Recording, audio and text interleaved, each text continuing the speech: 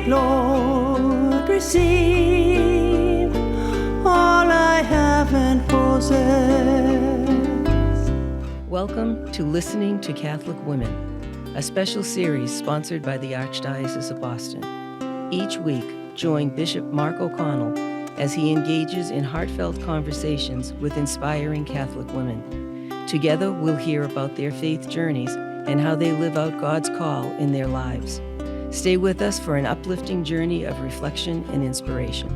Give me only your love and your grace. That's enough for me.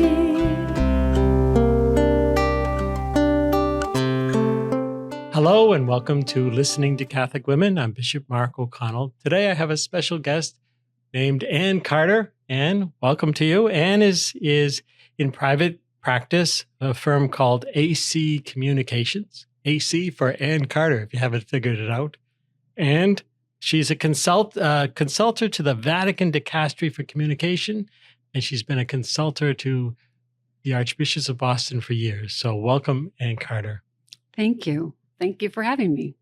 It is my honor to have you. Oh. And all these years, I've seen you on the other side of the camera. You've consulted in the background to so many things, and you help people to face the camera. But here you are on this side. What's it feel like? I think it's fair to say that being on this side of the camera does carry with it a kind of vulnerability. I think it helps when you're talking about subject matter for which you have conviction, because you're not having to remember lines. And I appreciate the format of this conversation because it is an honest one and a genuine one, and one that is exciting to share, actually. Neat. So that lessens the feelings of vulnerability.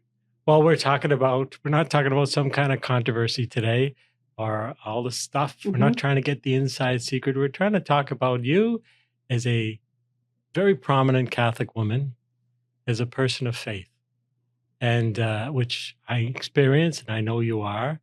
Is that something that's been all your life, or is that something that developed as you grew? I was raised Catholic. My mother was the daughter of Italian immigrants, whose faith was very important to them. My father converted from Protestant faith to Catholic when my parents married. And I started my educational experience in parochial school, right up through high school. So was also very involved in my parish community growing up. So I would say absolutely from the very beginning, being Catholic and the importance of faith in family was something that I just grew up with. I then evolved even further because I got to work in the rectory when I was... you were the kid in the door. I was the phone answerer. But then I got promoted to the kitchen. Oh. In my parish, and I got to help serve dinner and that sort of thing. And I got to know the priests in our community as people, as well as, the distant character, somewhat distant character as priest and pastor. Yeah. And that all strengthened my faith. Certainly, a lot of the work that I've done professionally through the abuse crisis and so forth, closure of parishes back when we went through that, tested my faith. And I think was really important for me because I had to choose it. Mm-hmm. Well, let's go right to there, because you the abuse crisis was a great crisis of faith in the Archdiocese of Boston, which you and I both were working to solve. And the closing of parishes was another crisis that you and I both were working to help and solve. Mm-hmm. So you've seen the other side of the church. You've seen behind the curtain. Mm-hmm. How does that affect your faith to see the people behind the curtain knowing more than most people know? I think what I learned is that in order to do my best job professionally, I had to compartmentalize the professional assignment from the personal reactions. At some point, I had to reconcile those. But the lesson I think I learned is that in every organization, and the church is not any different in this regard, organizations that are made up of people are invariably there are fallible people. There are people who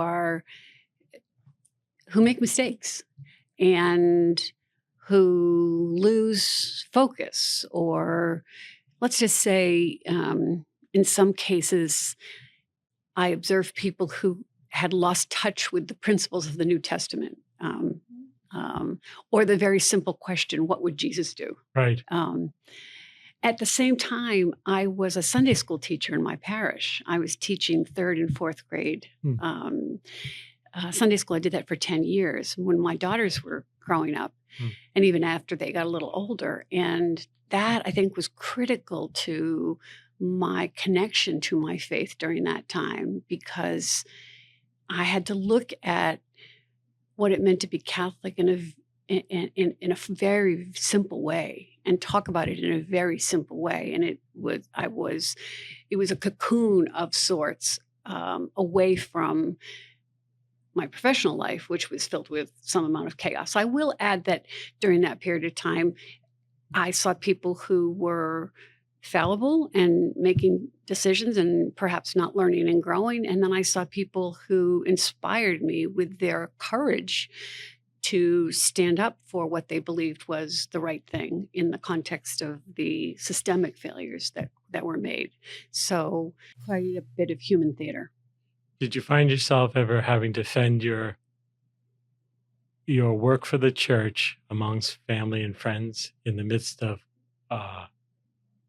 the spotlight on us, literally? I would say yes, but I faced both. I faced people who encouraged me, particularly Cardinal Sean's efforts. And I think they knew it was hard work, even though I never spoke about the particulars of it. And they were proud of me for that. And then there were people who said, who judged me negatively. And I, at this stage in my life, I can recall, although it wasn't always quite so clear to me, that there's people who support you and people who criticize you no matter what choices you make, and that you have to satisfy yourself. So, yeah, it's anybody who's in Boston during that period of time and had a connection to being Catholic, I think, faced their own version of those same challenges. Do you ever find yourself in a kind of a why, Lord, moment of prayer? I think I asked that question a lot in my youth.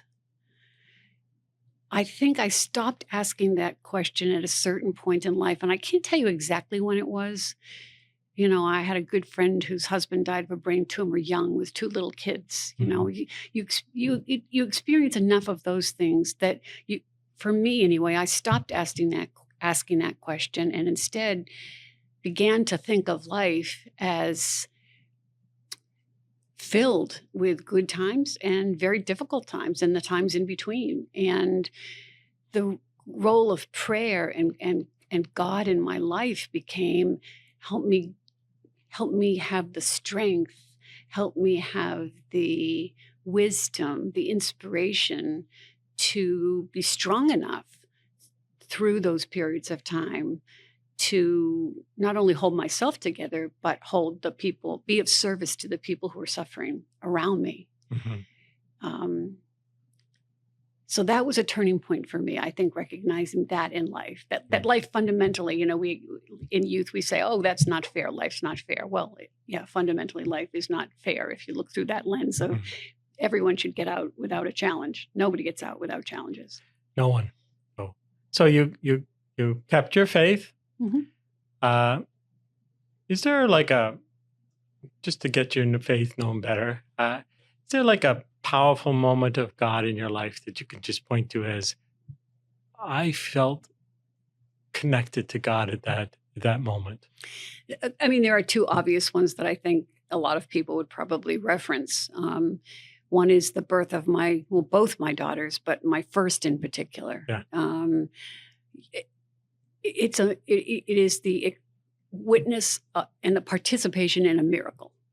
And so for me, I felt that as a human, and my husband as a human, we had a big assist in, producing this child. I mean, I was almost speechless over it and remain almost speechless and tearful. And the second was at the other end of the spectrum. And that is when I was with each of my parents when they died. And I felt God perhaps even more powerfully then. I am more grown up. I feared their death for a long time.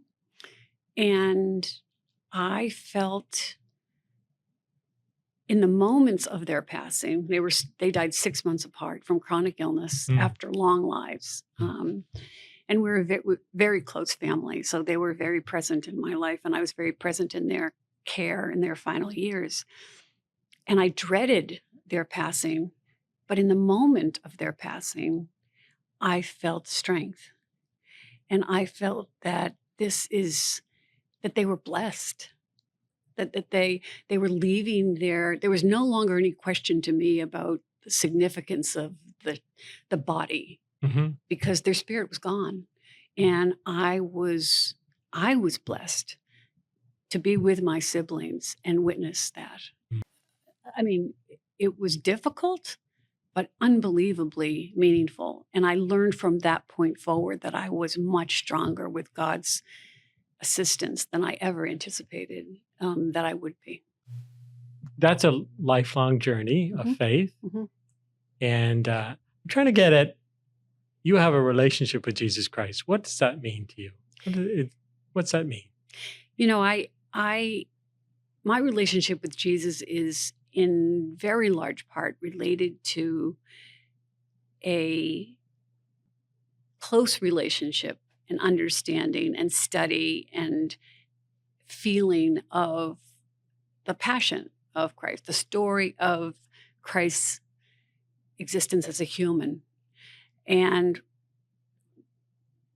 the difficulty he experienced and how he persevered with kindness. And I call upon those examples in conversation, in prayer. But I don't leave out the Holy Spirit either, because the Holy Spirit for me is, that my relationship with Jesus is much more concrete almost, but my relationship with the Holy Spirit is frequently surprising. I write for a living. I write words for other people, and sometimes I write about what I'm feeling myself. And I learned a while ago not to edit as I write occasionally, to just write. And then I'll go back sometimes and look at what I wrote, and I almost can't remember those words coming through me. And I'm getting help. I think the Holy Spirit helps me if I make myself open to that force, open to that divine presence. I also can feel that physically in meditation and in prayer. And that it's hard to attach words to it, but it does impact. It's different than an ordinary physical experience. And I don't mean to sound too abstract or esoteric, but sometimes it is. Sometimes it is.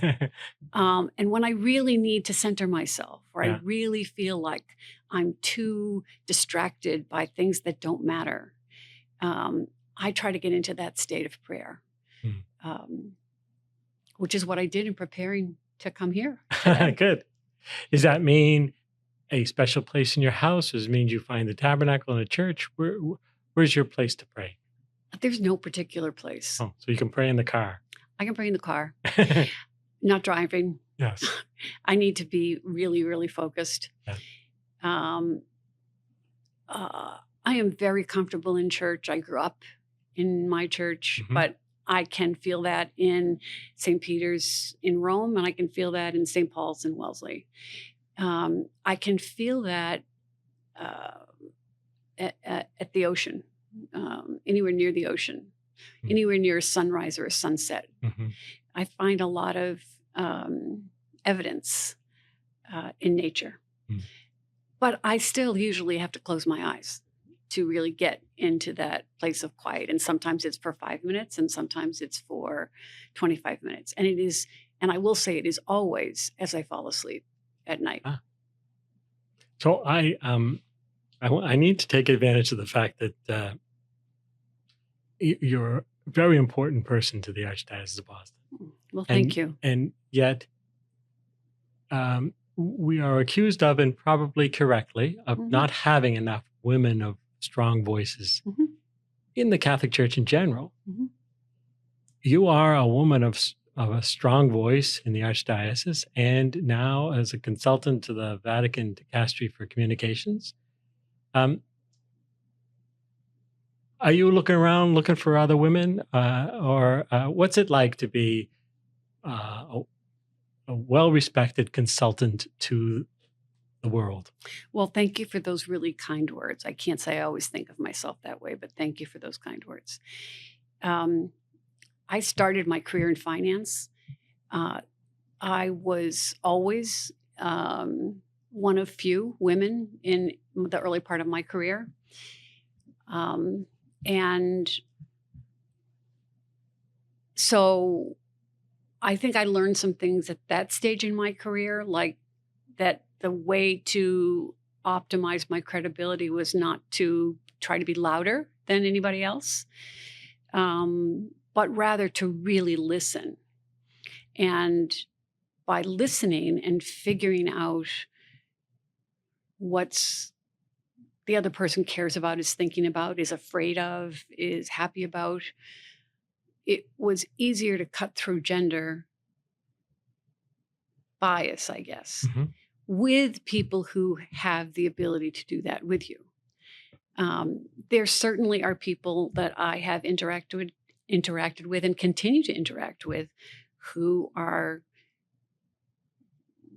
less comfortable doing that. It's a silly thing, but I will say in the church, there are some priests who aren't comfortable shaking your hand. But Just- yet you a mean male literally? counterpart, literally, but a male counterpart will come up right next to me. And, in the old days of my professional career, not just at church or in the environment of the church, that would bother me. What do they say? Older and wiser. It doesn't bother me anymore. That's about them. I don't think that's about me. Mhm. I hope they feel my warmth. But you can't make somebody feel something that they don't want to. Yeah. I don't find a lot of that. I think I'm lucky here in terms of my relationship, both at the Vatican and in Boston and other dioceses where I have worked, that I don't, and I think this is particularly true of being a consultant. I don't come in professing to have all the answers for somebody. It's really collaborative. I think it would be great. What I have noted, if there's one thing that bothers me in the church about where the women are versus where the men are, I think it is that the women are doing a lot of the work, the day-to-day. And in some environments, and I would say that's not here, for instance, in Rome, there are settings that I think the Pope would have women be comfortable coming into, but where cardinals may not be. So I found those barriers. Mhm. They were very happy to have you behind the scenes, figuring out what the program should be or what the message should be or whatever. But then when it was time to, bring it up the food chain, there's definitely a hierarchy.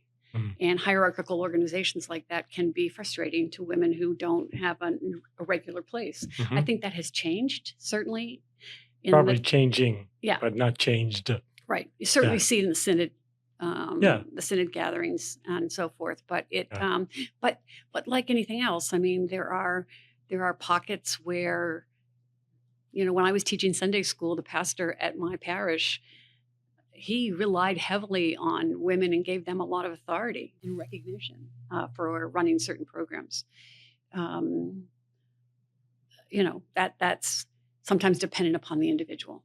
So a woman in the church that went before you that inspired you, or are you one of the pioneers? I don't know if I'm a pioneer, but I don't think I had any female role models. I will say, For specifically communications and PR and all that. no, not for communications and, Yeah. and PR. I mean, my first assignment here in the Archdiocese, it was my partner at the time at the business that I was in, who was a Jewish guy who came out of politics in New Jersey, who was invited to come consult. And he grabbed me and said, "Anne, I am a Jewish guy from New Jersey. You're a Catholic kid from Boston. You need to come with me." That was how I first established a relationship. And then after a while, I think it became apparent that, I had the context, I had the understanding. He had acumen with respect to what he'd learned about communication and politics, but that didn't always translate into a faith-based setting. That's an interesting role that you've had, because you're advising archbishops and all the curia here to say the right thing, but they have to be people of faith, and you have to be people of faith, and you have to keep your integrity. That can't always have been easy. Here's the thing about maintaining your integrity when you're giving advice. Mm-hmm. My approach has been, I don't tell people what to do. I ask them, what are you seeking to accomplish?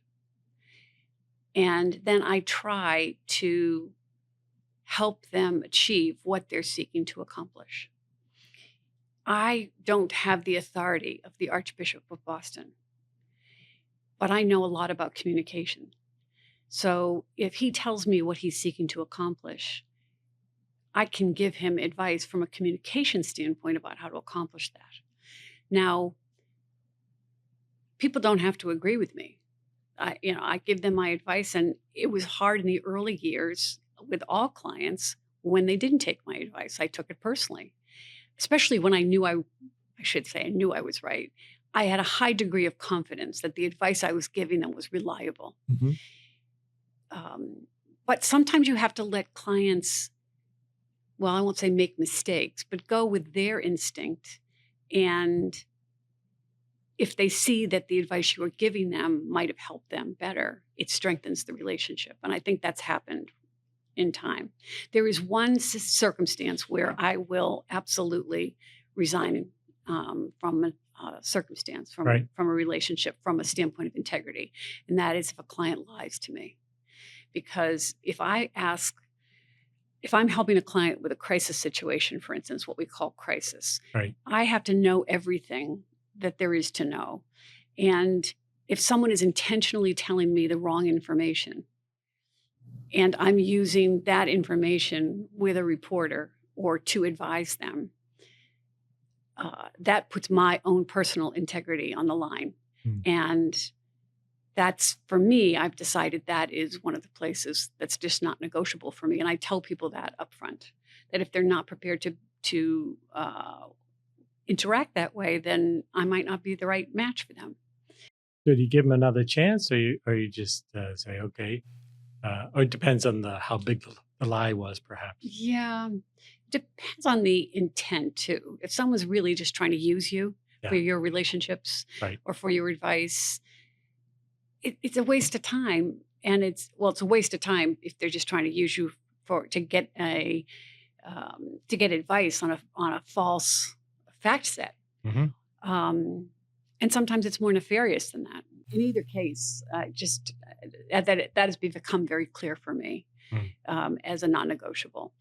There are times that clients do things that hurt me deeply because I think they're wrong or hard or they're the wrong choice. Mm-hmm. And that's what I was saying before about, to the extent that they're not breaking the law or lying to me, or I have to compartmentalize it, right? Because they are responsible for the consequences of their actions, not me. Right. And you have clients that aren't the church, of course. Yes, I do. And so this is a general thing, but it must, like with the abuse crisis, I mean, the abuse is bad enough, but it's also the church that's hurting the victims of abuse. And so I would think that would sting more if the cover up is coming from the church. I was fortunate enough that I really I wasn't advising the church a lot when the quote cover up was still ongoing. Right. That's before. Yeah. I really, the bulk of my work happened after that, around the idea of, shining a light on it, I guess. Mm. And you dealt with helping with reporters behind the scenes and all that. We are undoubtedly a better church at this side of the crisis. Not that we're finished the crisis, but then before. The word cover up, I don't want anyone to misinterpret that word cover up. Right. But there was a kind of a stoic, like, we can't tell the people, they'll be scandalized type defense of the church that had to be broken. And you were part of that. Well, and I think that the world has become one that expects transparency. And one of the things that I've learned in my practice over the years is that it's just a matter of time before the truth comes out. And that applies to a grocery store chain. It applies to a mutual fund company, and it applies to the Roman Catholic Archdiocese of Boston. What's trickier about about the church is that the church is in the business of being a moral authority. So the bar is higher, the expectations are higher for the institutions and the individuals, the leaders' ability to not only recognize that, but be true to that, be examples of that.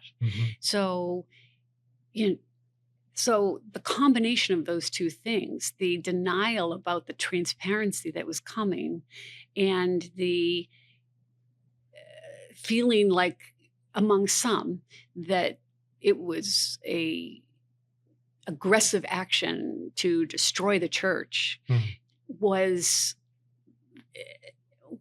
concocted by humans who didn't want to face reality. And that happens. I mean, I say sometimes in a crisis setting, it's like a Venn diagram, tell me your truth and I'll tell you the truth I'm hearing from reporters and that the facts seem to suggest. And there ought to be an intersection in those two things. And if there's not, we got to keep working until we find that, because without that acknowledgement, we're not going to dig out of that hole. And I think that the church in Boston was in I guess I'll use the word denial for some period of time. And that was really, really painful to see and to witness. Now, that is one part of the church that you've known and worked in and helped. You also volunteer. You've worked for Catholic Charities with the Urban Affairs Office. You're a philanthropist. You give your own resources. You're despite all the reasons why you could walk away from your faith, you're pretty much all in. And tell me about what do you get from all your involvement in the charities and the Catholic Charities, etc. There's so many good people involved and so many people who've given their careers unlike me, who's doing risk analysis around, well, you could say this, but that might happen, or you could say that, and this might happen. They're feeding people, they're building homes, they're the things that priests do, and that, deacons and so forth, and even lay people now in ministerial positions are doing, being there for people when they need them. Like the moment that I described around the birth of my daughters and the death of my parents. There's so much good individually and collectively within every part of the Archdiocese of Boston, ranging from the social justice ministries to parish work to, my husband and I for a while were married couple who participated in the we called it the pre-Cana program, marriage prep. Did you? Yeah. Now, the hard part there was not talking to the engaged couples. It was sharing the adjustments of married life with your peer married couples that you saw every week at Mass. Yeah. But, these are all people trying to help other people, giving of themselves. And that creates a sense of community that we really need. This loneliness epidemic that is being described by the Surgeon General, I think of the previous administration, but nonetheless, as a lot of across all organized religion, there have been reductions in membership collectively across the country, somewhat a function of lifestyle and who knows what. But I think that has contributed to this loneliness epidemic, because the culture of connection that happens around faith-based activities is just so powerful. The good multiplies, and it just makes you want to be a better person. The generation of your children, is that much more prevalent than your generation of being a young adult? Now, you're talking about the loneliness? The loneliness, well, it's or is interesting. it just different? It's complicated. Both my daughters, my husband's Greek Orthodox, but he participated in Catholic life with us. And they were raised in public school, but with a very strong religious presence in their life. Sure. And both my daughters, and in fact, my son-in-law, they're all in service professions. One is a kindergarten teacher in a public school. One is working with nonprofits as a consultant in organizational structure. Mm-hmm. And my son-in-law is a public defender who went to Columbia Law. Mm-hmm. But I don't think they go to church every week. I think the institution has let them down. And I think they're having a hard time finding their way back. Mm. It's very hard. I find that this is the hardest time of being a parent, is with adult offspring. Sure. Because you have to, my view is you have to let them find their own way. Because if it doesn't, these are their choices to make. I think they are informed by Catholic teachings and principles, but I think they struggle a little bit with, thinking about how they've grown up, the church's position on gay marriage, and the presence of, or the roles that women can formally hold. I think even if women could be deacons, that would be seen by them as some recognition of equality. Mm. So, it's one of the reasons I started this video podcast, is to hear that, but also for you to speak to them. If to my guests, to speak directly to someone whose feet are half in and half out of the church. Mm-hmm. And is there what is your message to someone like that? My message is, think of your life in a church community as an adult, not as you experienced it as a child. Hmm. There's a lot of connection there. And that could enrich their lives. Because I think there's a lot of dissatisfaction. I think they carry a fair amount of dissatisfaction with some amount of how they spend their time, which is not bad, but it's not. It doesn't build that thing that I was talking about a few minutes ago, where the positive that you see in someone else comes into your heart, makes you want to be more positive, and then you pass that on to somebody else to make it more positive.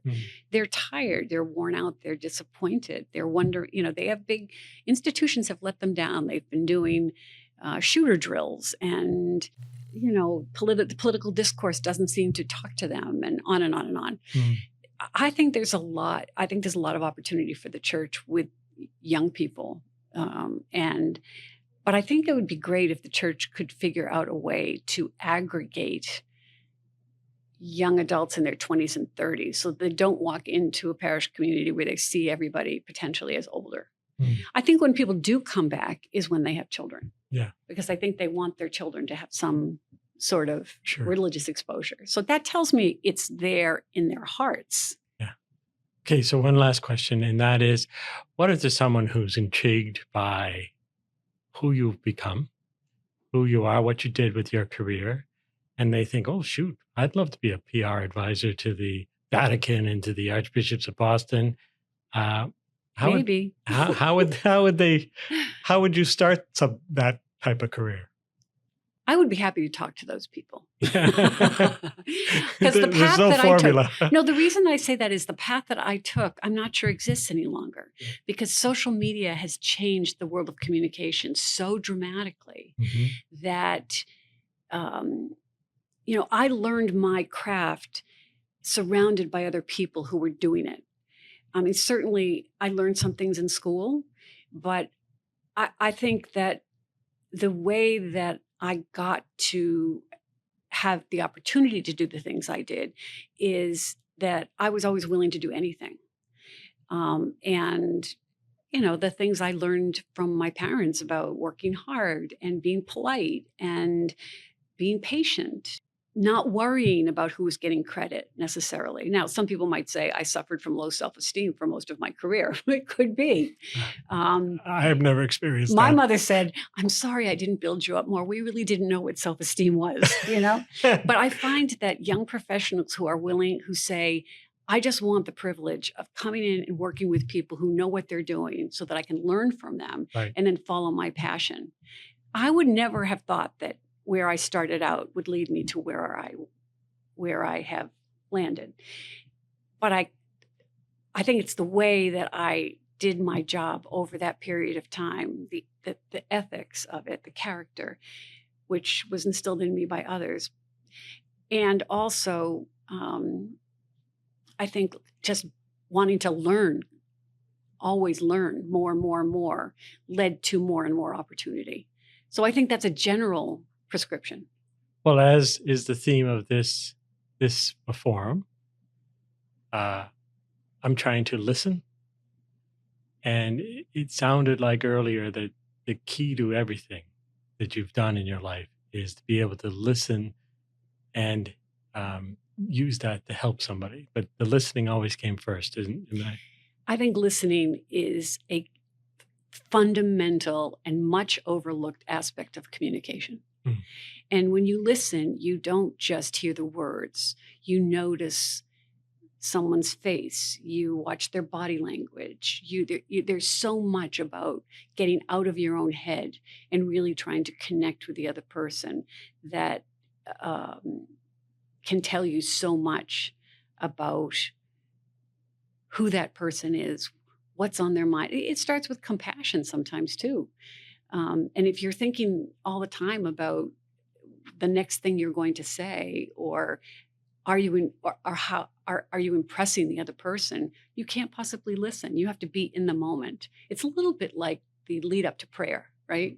You have to declutter your mind and try to be really very present, which sounds cliche, but it's quite significant. Well, I sure hope there are people listening to you, Ann Carter, and I'm very, very grateful for you being on my program. I'm grateful for your interest. Do what I have to say. Oh, always. Thanks. Thank you.